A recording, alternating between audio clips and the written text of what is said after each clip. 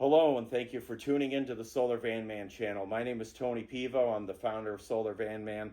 We have an exciting video for you today of a build that we are very proud of. You're going to meet Betsy and Steve, who own not one, but two RVs, because they do two completely different styles of camping.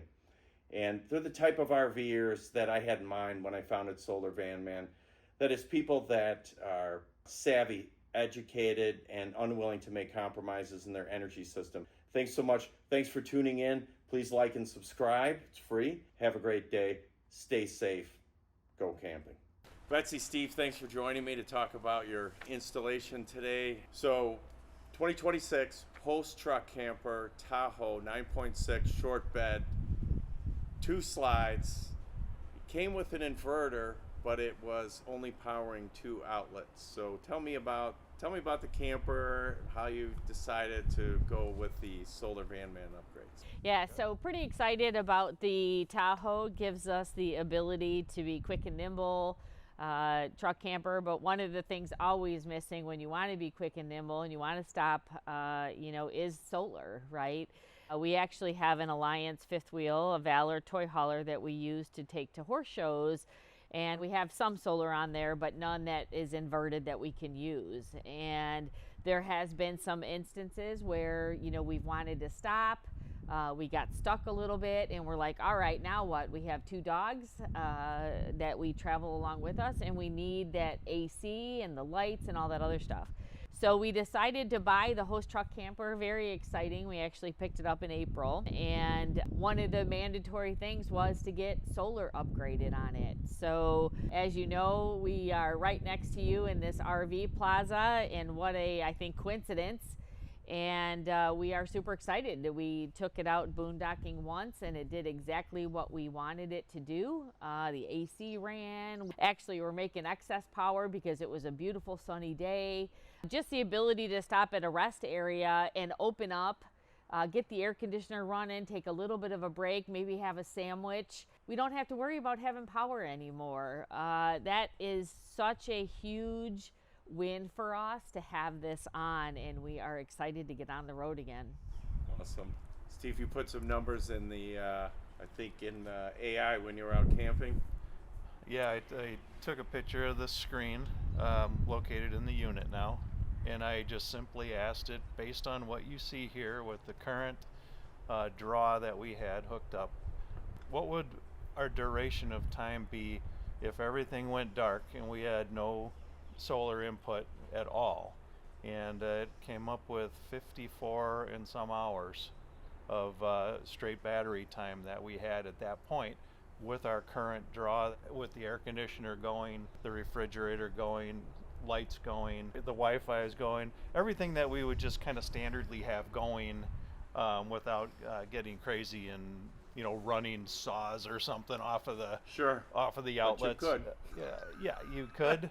Obviously, that would probably draw down what it was calculating. But yeah, I was shocked to see that it did say 54 hours.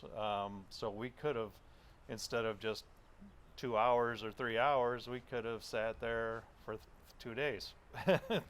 Yeah, and my goal when we entered into this adventure with the solar was to be able to have an overnight, and it's exciting to know we can have an overnight and maybe a couple more. Absolutely. With the air conditioner running all night. Right. And your 12-volt fridge. 12-volt fridge and the TV set and the coffee maker plugged in, and that kind of thing.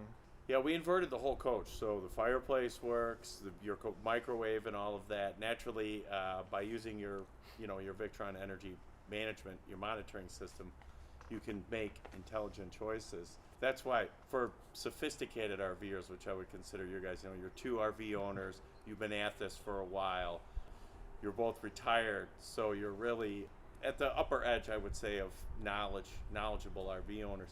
That's why we inverted the whole coach, because I don't have to worry about you turning everything on and then wondering why the battery ran out. Right. Yeah. Or if it gets cloudy out or excessively cloudy, we run out of power, which it doesn't seem like we will. No, it doesn't. And we have a backup, which is the DC charging. We built a custom umbilical for the truck. It plugs into the camper, and so whenever you're traveling, you're charging.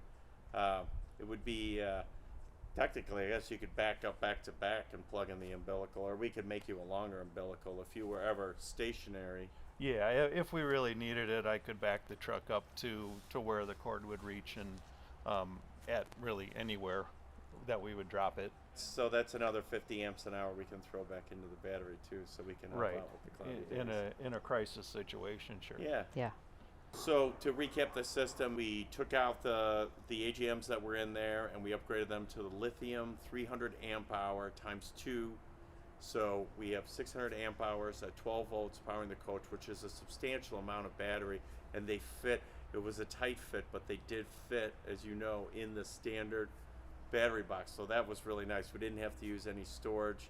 We'll also be posting in this video pictures of the installation, so you can see that the Joey bed comes out, goes in, and doesn't come against the equipment, so you can still use the tremendous storage capabilities of this unit.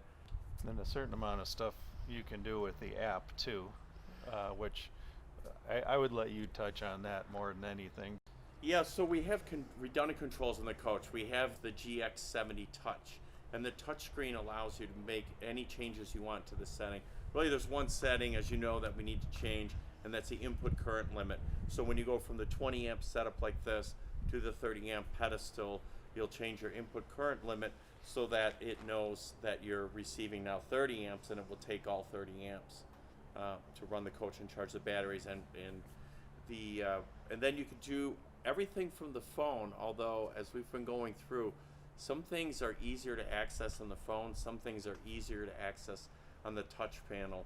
In the area of the inverter where the input current limit lives, that setting is next to a bunch of settings, dangerous, danger zone, area, which is why they have it on the touch panel. But yeah, it does give you that flexibility. That's why I like putting the touch panel in. You can always run it whether you have your phone with you or not. One other thing I'll touch on too for anybody looking to go to the Solar Van Man for installation is support. The number one thing that you will see with these RVs is you have to make sure that they have good support. We've had some tweaks and some changes along the way. Tony has always been there for us. I am a big texter, and I will tell you it is important to understand that so far in this journey, every time I text, within a few minutes, he's gotten back to us. And anybody going through RV trauma, as I call it sometimes, having that instant, whether, hey, we're on it, or hey, hang tight, we'll get you some stuff to look at, or we'll look at some things, is really crucial. And so far in our journey with Tony, that has been awesome. Thanks for that. And believe me, she doesn't hold back whenever it would come to quality control. I might be a little needy when it comes to things, but that is an important thing to make sure, as you know, in this RV world that you have, and that is one thing we've experienced. Awesome.